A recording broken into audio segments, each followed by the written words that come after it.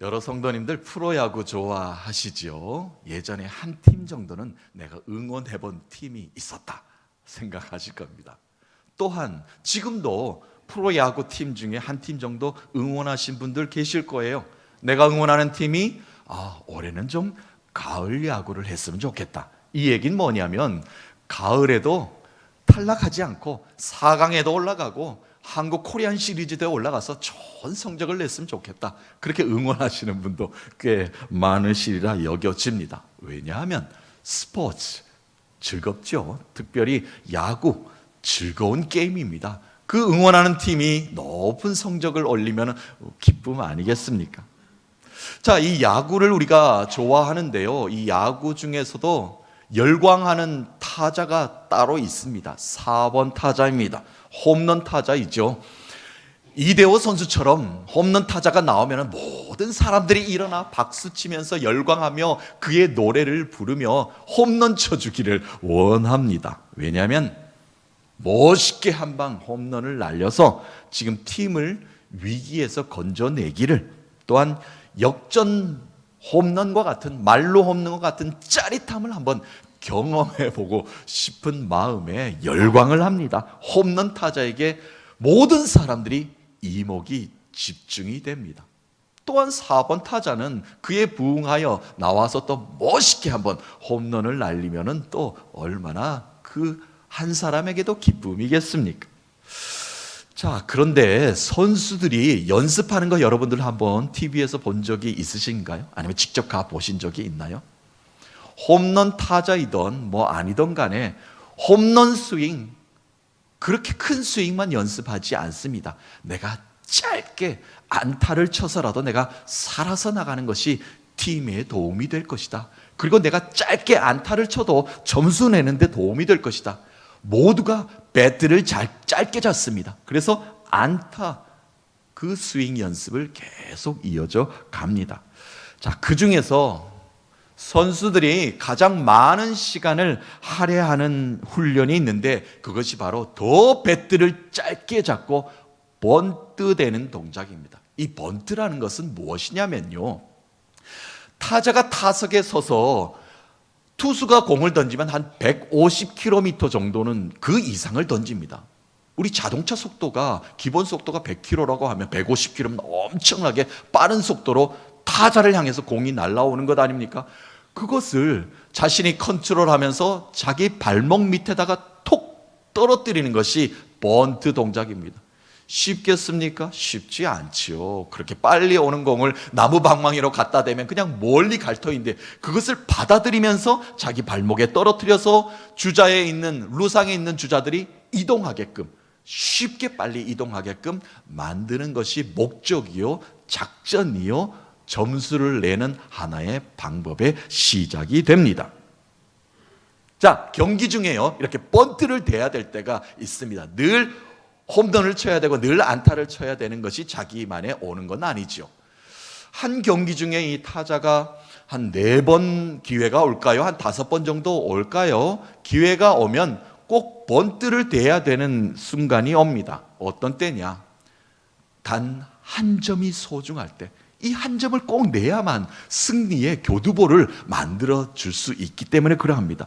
또한 주자가 1루에 나가 있는데 2루까지 빨리 보내야만 점수를 낼 수 있는 시작점을 나 스스로 시작할 수 있으니까 그렇습니다. 그래서 어떻게든 1루에 있는 선수가 2루까지 보내고 득점 찬스, 기회를 마련하기 위해서 번트를 댑니다. 내가 타석에 섰는데 1루에 나가 있는 선수가 내 마음에 안 든다고 해서 나 번트 안 되겠습니다, 이렇게 하는 타자는 없습니다. 마음에 들지 않아도 번트를 대면서 1루에 있는 선수를 살려내는 것이죠. 4번 타자, 홈런 타자라고도 예외는 없습니다. 팀을 위해서, 팀의 승리를 위해서 번트를 대야 되는 것이죠. 자, 이것을 영어로 어떻게 표현하는가? sacrifice bunt라고 이야기합니다. sacrifice는 희생입니다. 이 번트 앞에 희생이라는 단어를 꼭 붙입니다. 왜 그런가? 자신은 살겠다는 의지가 없습니다. 나는 죽어도 됩니다. 그런데 팀을 위해서, 승리를 위해서 저 사람은 살아야 됩니다. 그것이 바로 희생 번트라는 이야기입니다. 희생이라는 단어를 여기에 야구 경기에 사용을 합니다. 타자 자신이 살겠다는 의지는 전혀 없지요. 나는 죽고 팀을 살리겠다는 것이 목적입니다.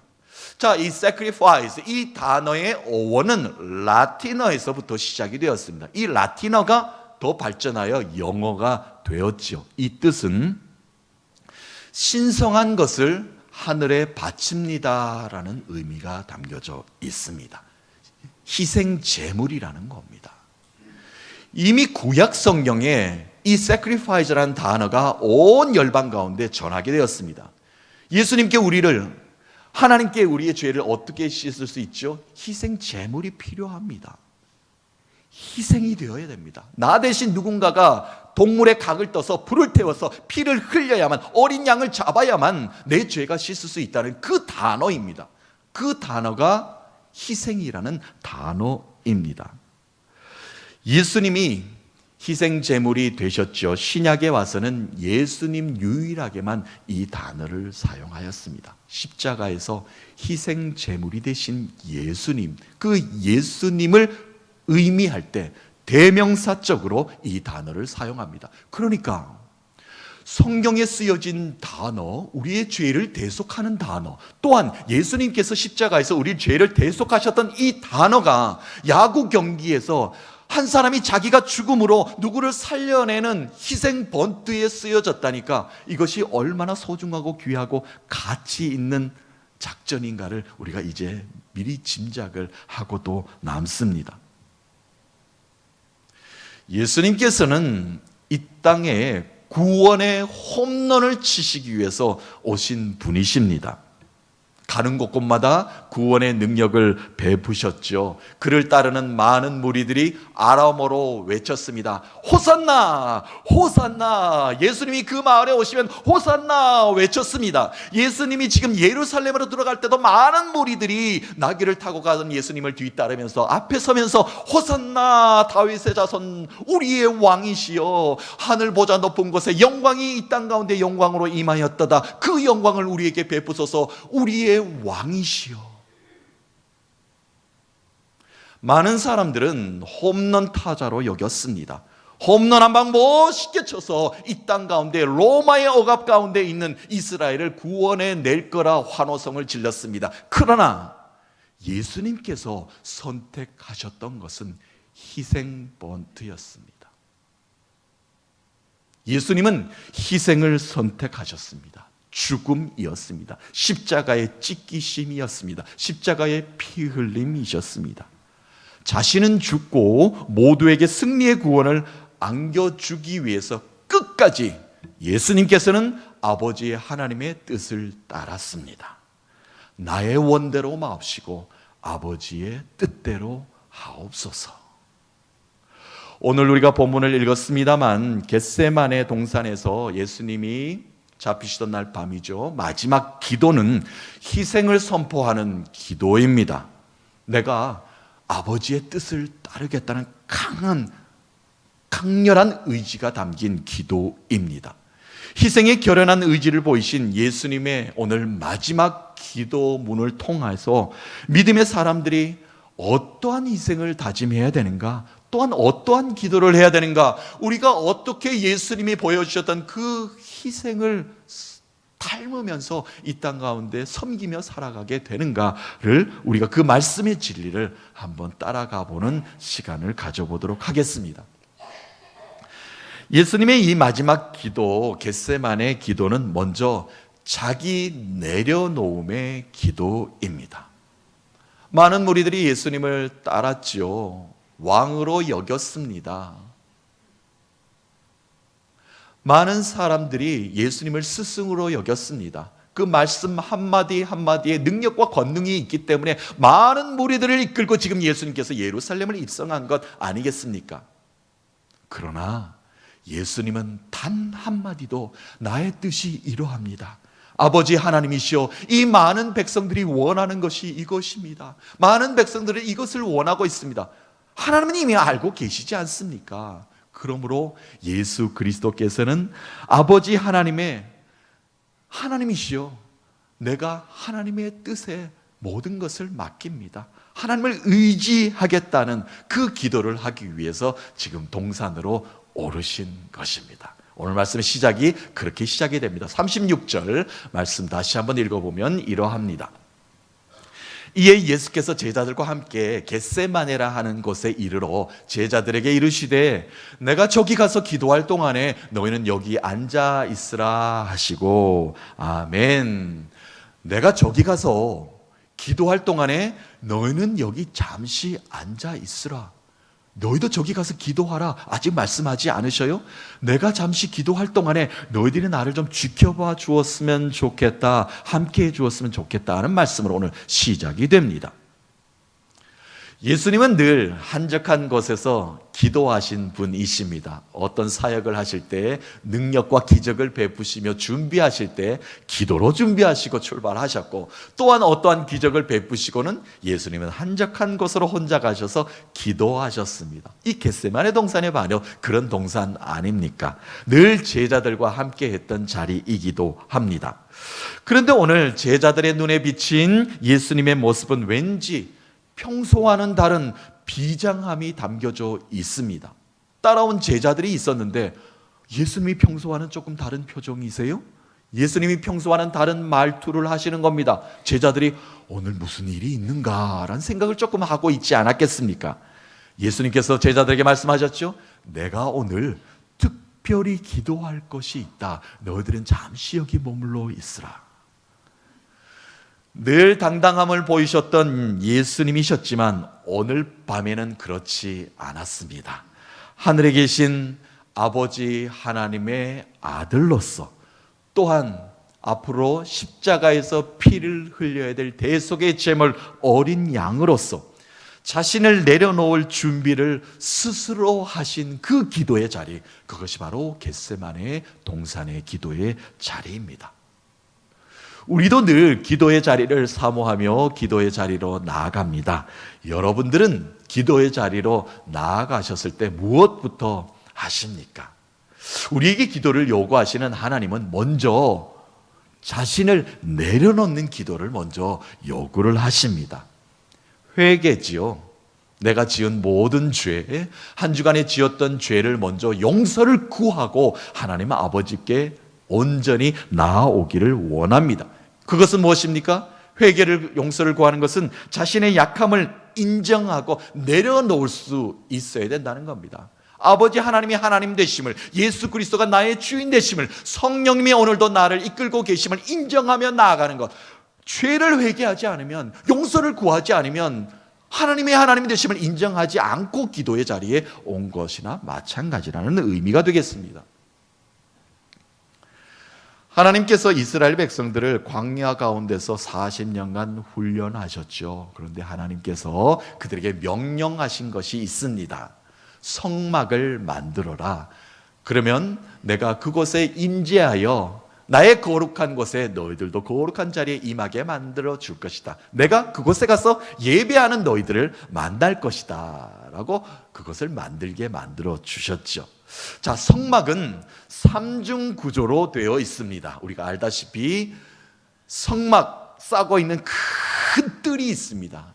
많은 사람들이 예배하기 위해서, 제사하기 위해서, 제단 쌓기 위해서 그 뜰에 모였습니다. 그리고 커튼을 젖히고 성막 안으로 들어가서 그 안에서 예배하였지요. 그리고 나서는 그 앞에 지성소라는 것이 있었습니다. 대제사장만 들어갔고요, 언약궤가 그 안에 있었기 때문에 우리의 모든 죄를 고했던, 1년에 한 번 들어갔던 그런 곳이기도 합니다. 자, 그렇다면 예배하러 모여든 자들이 성막 가까이 왔는데 성막의 뜰에 다 모였습니다. 그런데 뜰 앞에 무엇이 있는가? 번제단이 있습니다. 번제단은 무엇이죠?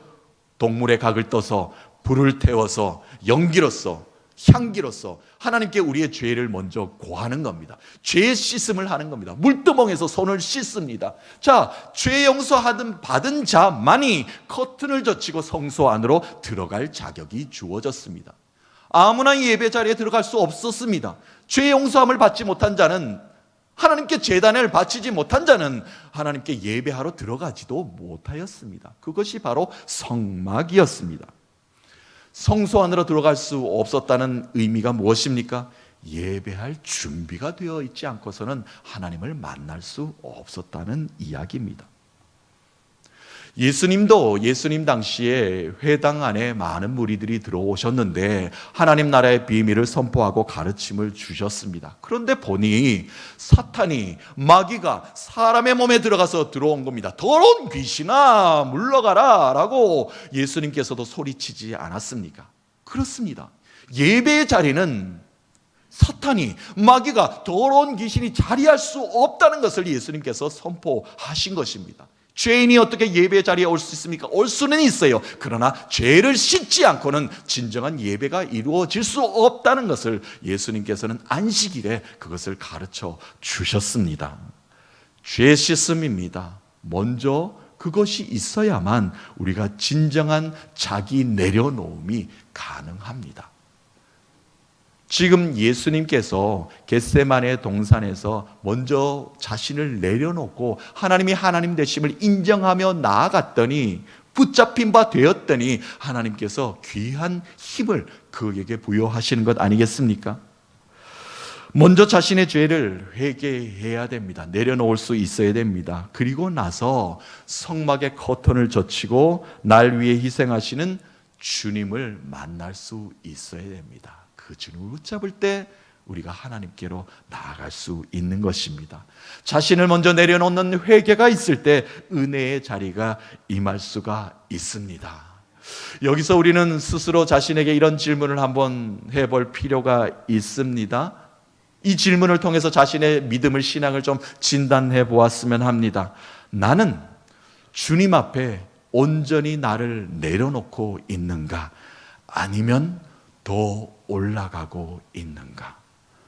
주님 앞에 나의 자아를 내려놓고 회개의 기도를 하며 살아가고 있는가? 아니면 아직도 높은 바벨탑을 쌓아 올리며 살아가고 있는가?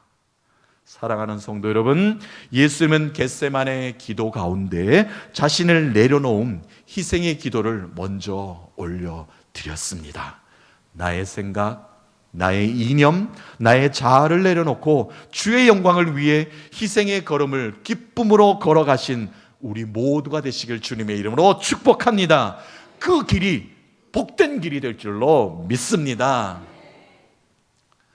두 번째로 이 겟세마네의 기도는 마지막 동역의 기도의 자리였습니다. 함께 할 수 있는 마지막의 기도의 자리였다는 의미입니다.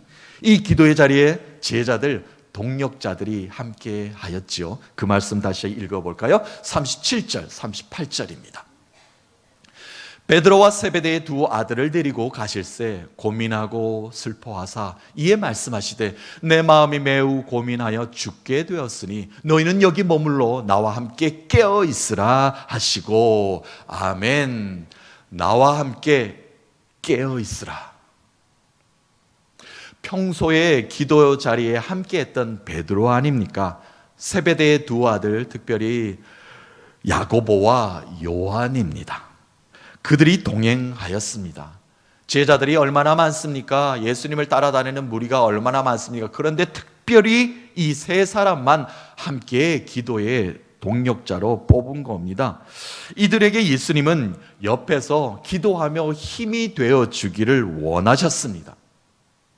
그러나 그들은 잠을 이기지 못하고 마지막 기도의 자리에 동역하지 못하였습니다. 예수님과 함께하는 마지막 기도의 자리를 스스로 포기하고 말았던 자들로 남아 있습니다. 여기서 우리 스스로 한번 질문을 던지며 우리의 신앙을 또 점검해 볼 필요가 있습니다. 나는 지금 예배자인가 관객인가? 이런 단어 한번 들어보신 적 있으시죠? 나는 지금 진정한 예배자로 서 있는가? 아니면 구경하는 관객인가? 이 땅을 살면서 우리가 가장 힘들 때가 언제입니까? 자기 자신이 설 자리가 없을 때가 가장 힘들지 않습니까? 나를 원하는 곳도 없고 또한 갈 곳도 없고 가야 할 곳도 없고 서야 할 자리까지 없다면 삶의 의미를 부여하지 못하는 자기 자신이 너무 힘들 것입니다. 더구나 내게 주어진 자리마저 지키지 못하고 허무하게 포기해 버린다면 그 허탈감은 더하리라 여겨집니다. 오늘 예수님의 마지막 기도의 자리에 제자들은 그 동역의 자리를 지키지 못하였고 중보하며 예수님을 위로하지도 못하였습니다. 그저 예수님을 물끄러미 지켜 바라보는 구경꾼에 불과하였습니다. 믿음의 사람은요, 이미 예배라는 무대에 설 자리가 제공이 되었습니다. 여러분 다, 저와 여러분은 다 예배의 자리에 주님이 부르신 자리가 이미 제공된 사람들입니다. 자격은 없지만, 죄인이지만 예배를 통하여 주님의 은혜를 주심에 감사하며 그 자리로 나아갈 수 있어야 합니다. 더 이상 이제는 관객의 신분이 아닙니다. 구경꾼이 아닙니다. 예배자가 되어서 주님의 영광의 자리에 우리가 동역할 수 있어야 합니다. 동참할 수 있어야 합니다. 그것이 주님이 우리를 예배의 자리로 부르신 이유입니다. 오늘도 주님께서 우리에게 말씀하십니다. 함께 기도하자. 열방을 붙잡고 세상을 붙잡고 우리 나라를 붙잡고 우리 교계를 붙잡고 기도하자 말씀하시는 이유입니다. 사랑하는 성도 여러분, 오늘도 나를 부르신 곳 예배의 자리에서 하나님의 뜻이 땅에서 이루어지기를 원합니다. 그 기도를 함께 동역하시는 모두가 되셔서 예배함으로 기쁨과 감사를 회복하시는 모두가 되시를 주님의 이름으로 소망하며 축복합니다. 마지막으로 이 겟세마네의 기도는 하나님의 뜻에 순종하는 기도의 자리였습니다. 예수님은 마지막까지 하나님의 계획하심과 뜻이 이루어지기를 간구하는 기도를 올려드렸습니다. 자, 39절 말씀, 우리가 읽었던 마지막 말씀이에요. 예수님은 조금 나아가 얼굴을 땅에 대시고 엎드려 기도하여 이르시되 내 아버지여, 만일 할만하시거든 이 잔을 내게서 지나가게 하옵소서. 그러나 나의 원대로 마옵시고 아버지의 원대로 하옵소서 하시고. 아멘. 나를 사랑하시는 아버지의 하나님이시여, 혹여 나의 아픔 때문에, 나의 무너짐 때문에, 나의 고통스러움 때문에 내 생각을 받아주지 마옵소서. 혹여 나의 인간적인 생각과 나를 따르는 많은 무리들의 백성들의 그 연약함을 아시고 불쌍히 여겨져서 혹여 하나님의 뜻을 미루지 마옵소서. 아버지의 뜻으로 되기를 원하나이다. 내가 그 뜻대로 따르겠나이다. 완벽한 순종의 기도 아닙니까? 나의 뜻이 아닌 아버지의 뜻대로 되기를 원하나이다. 그 기도를 예수님께서 이제 올려드리고 있는 것입니다. 아버지 하나님의 뜻이 무엇입니까? sacrifice, 희생입니다. 십자가의 죽음입니다. 예수님이 죽으심으로 죽은 영혼들을 살리시는 것이 하나님의 뜻이요, 하나님의 사랑이요, 하나님의 구원의 계획이십니다. 마지막으로 우리의 신앙을 점검하며 이렇게 스스로 좀 점검해 봅니다.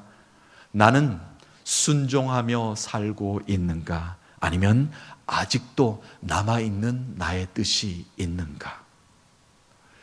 우리는 매일 주님 가르쳐 주신 기도를 하며 하루를 시작합니다. 그리고 하루를 마감할 때 주님이 주신 기도하며 하루를 마감하지요. 오늘도 하늘의 뜻이 땅에서 이루어지기를 원합니다. 그 뜻을 이루는데 나 한 사람을 들어 사용하여 주셔서 그 모든 것들의 은혜를 일용할 양식을 나에게 공급하여 주시고 회개함으로 주님 앞에 한 걸음 나아갈 때 주의 영광의 자리에 내가 임하게 하여 주시옵소서. 주님이 이미 우리에게 가르치신 기도로 문을 열고 또 하루를 마무리하지 않습니까? 이 기도는 무엇입니까? 순종하겠다는 기도입니다. 이 순종의 기도에 주의 은혜가, 주의 평강이, 주의 축복이 우리의 삶 가운데 가득히 차고 넘치는 것 아니겠습니까? 오늘 귀한 말씀을 우리에게 주셨습니다. 십자가를 앞두신 예수님의 마지막 겟세마네 기도의 장면을 우리가 따라가 보았습니다. 희생은 자기 내려놓음입니다. 희생은 동역의 자리를 지키는 것입니다.